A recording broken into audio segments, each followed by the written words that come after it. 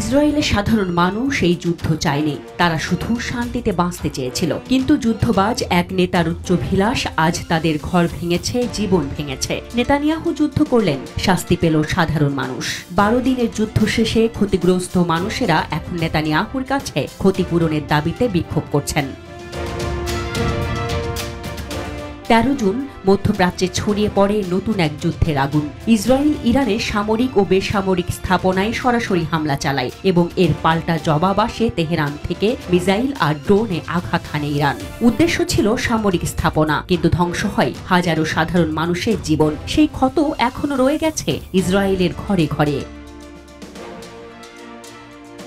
ইরানের পাল্টা হামলায় ক্ষতিগ্রস্ত হয়েছেন হাজার হাজার ইসরায়েলি নাগরিক। শুধু ঘরবাড়ি নয়, গাড়ি, ব্যবসা, যন্ত্রপাতি সব শেষ।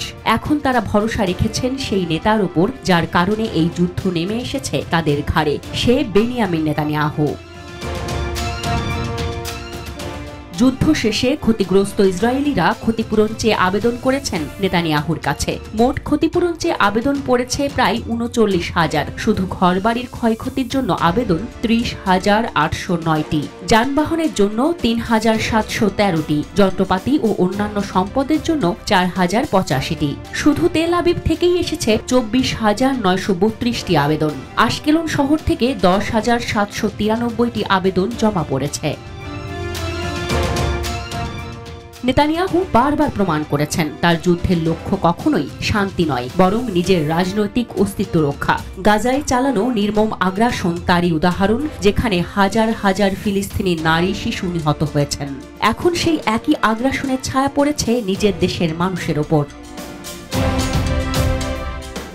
যুদ্ধ শুরু করেছিলেন নেতানিয়াহু, কিন্তু এই যুদ্ধে যারা ভুগছেন তারা তার কোনো রাজনৈতিক কর্মী নয়, বরং সাধারণ নাগরিক। এই জনগণ এখন সেই নেতার কাছেই দাবি করছেন ক্ষতিপূরণের, বেঁচে থাকার।